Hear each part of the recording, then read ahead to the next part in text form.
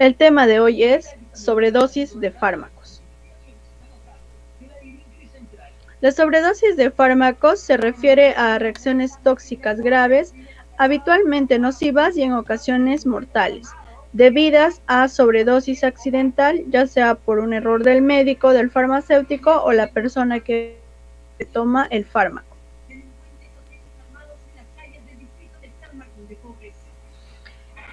El presente caso clínico es un paciente varón de 33 años, soltero, sin ocupación fija, promiscuo, con historia de relaciones homosexuales, ingesta crónica de alcohol, consumo de tabaco, marihuana, pasta básica y clorhidrato de cocaína.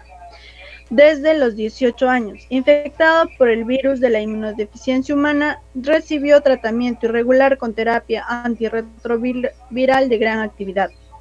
Entre el 2006 y el 2008, regularizada en los últimos 12 meses por presentar bacilo ácido alcohol resistente, pansensible en esputo. Inició en junio del 2008 el tratamiento antituberculoso, retirándose la medicación de 6 meses después por presentar VAR pulmonar negativo.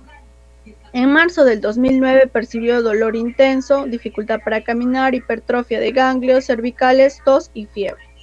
Un cultivo de secreción ganglionar cervical descubrió tuberculosis resistente a rifampicina. La imagenología mostró lesiones osteolíticas múltiples en cráneo y vértebras dorsolumbares y tumefacciones renitentes en cuero cabelludo, antebrazo derecho y parrilla costal izquierda. Tras descartarse mieloma múltiple y metástasis cancerosa, se añadió tratamiento antituberculosis multidrogo resistente al targa, notándose 2 meses después involución de las tumefacciones renitentes de la fiebre y mejoría del estado general.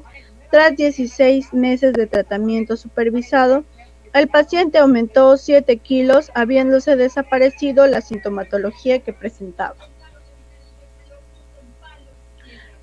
¿Qué fisiopatología de las lesiones osteolíticas craniovertebrales en un paciente con coinfección por el virus de la inmunodeficiencia humana y tuberculosis se presenta en el caso?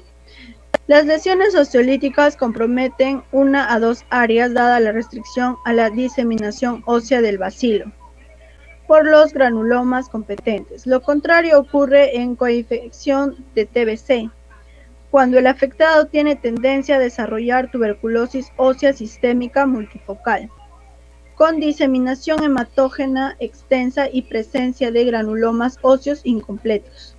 Se produce un gran número de lesiones craneales, osteitis, abscesos fríos, balonamientos indoloros, frontoesfenoidales, temporo-occipitales del cuero cabelludo, trayectos fistulosos en huesos del diploe o en vértebras dorsolumbares contiguas, secuestros óseos y colecciones abscedadas, preferentemente entre los 3 y 30 años, con el 90% de hallazgos que ocurren en menores de 20 años.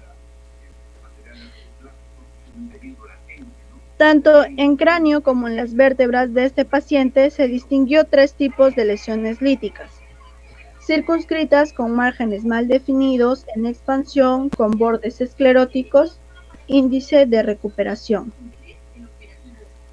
También, en tanto el paciente había recibido 3 meses de terapia anti-multidrogo resistente de tuberculosis. Un patrón frecuente de la tuberculosis vertebral es el constituido por lesiones paradiscales adyacentes al cuerpo vertebral, condicionantes de estrechamientos de espacios discales por afectación directa o destrucción del hueso subcondral, con herniación discal al interior del cuerpo vertebral. En la foto 4 podemos observar que en la izquierda presentan múltiples lesiones líticas en lumbar 1 y a la derecha, en el dorsal 12, se encuentra con lesiones líticas y reborde esclerótico, absceso frío para y prevertebral y fístula en área anterior de la médula espinal. También la radiografía y tomografía y resonancia nos va a ayudar a la demostración de estas lesiones líticas craniovertebrales, principalmente malformaciones congénitas, pero en este caso se va a observar como causa de la tuberculosis. En esta fotografía podemos observar las vistas lateral y frontal de las radiografías simples de cráneo. También se puede observar las múltiples lesiones osteolíticas en saca bocado en área frontal, parietal y occipital, y la lesión lítica parietal superior en el borde inferior esclerótico. Bueno, continuando, tenemos a la pregunta 2, que es ¿qué características de las lesiones osteolíticas craneovertebrales en un paciente con coinfección por el virus de la inmunodeficiencia humana y tuberculosis se presenta? Vamos a tener primero a las lesiones craneales, a la osteoitis, abscesos fríos, balonamientos indoloros, frontoesfenoidales y temporoccipitales del cuero cabelludo, también trayectos fistulosos en huesos del diploe o en vértebras dorsolumbares contiguas, secuestros óseos y colecciones abscedadas. También vamos a tener a las lesiones osteolíticas inducidas por mieloma múltiple, son circulares y circunscritas, rodeadas de osteopenia, no exhibiendo trayectos fistulosos ni osteosclerosis tempranas, excepto después de largo tiempo de tratamiento exitoso. También va a presentar una causa de tumefacciones renitentes en cuero cabelludo, dolor dorsolumbar intenso, debilidad de miembros inferiores, tos y fiebre. Y tanto en cráneo como en las vértebras de este paciente se distinguió 3 tipos de lesiones líticas. La primera es las circunscritas con márgenes mal definidos, la otra es en expansión y la última es con bordes escleróticos. En cuanto a la pregunta 3 es ¿qué fisiopatología farmacológica de las lesiones osteolíticas craneovertebrales en un paciente con coinfección por el virus de la inmunodeficiencia humana y tuberculosis se presenta?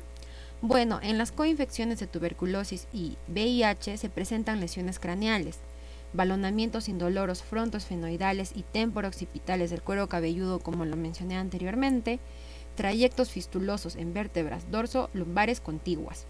Bueno, en la imagen podemos ver en el lado izquierdo que se observan múltiples lesiones líticas en lumbar 1 y al lado derecho podemos ver en imagen en la dorsal 2 se presentan lesiones líticas con un reborde esclerótico, también con absceso frío para y prevertebral, fístula en área anterior de médula espinal. Y bueno, en cuanto a las dianas farmacológicas, la terapia antirretroviral de gran actividad targa se va a componer del uso simultáneo de al menos 3 fármacos de 2 o más clases diferentes. Vamos a tener al 2, ITIAN, que es el inhibidor de la transcriptasa inversa análogo de nucleósidos y nucleótidos, más 1, ITINAN, que es el inhibidor de la transcriptasa inversa no análogo de nucleósidos, o 1 inhibidores de proteasa o 1 inhibidores de la integrasa. Los objetivos de esta terapia múltiple van a ser 3. El primero es obtener sinergismo entre diferentes compuestos actuando sobre distintas dianas moleculares. El segundo es disminuir la dosificación de cada uno de los fármacos para así reducir los efectos secundarios tóxicos. Y por último es reducir la probabilidad de desarrollo de resistencia a los fármacos. Bueno, aquí podemos ver una imagen donde se presentan las dianas que van a inhibir. Primero vamos a tener al ITINAN, que su mecanismo de acción va a ser la interacción con el sitio de unión de la transcriptasa inversa a su sustrato natural, y otro mecanismo de acción que va a tener es la actuación como terminadores de cadena. Luego vamos a tener al ITINAN, que va a tener como mecanismo de acción la inhibición de la retrotranscriptasa mediante la unión a un sitio alostérico. Después tenemos a los inhibidores de la proteasa, que su mecanismo de acción va a ser la inhibición de la proteasa mediante el principio del péptido mimético.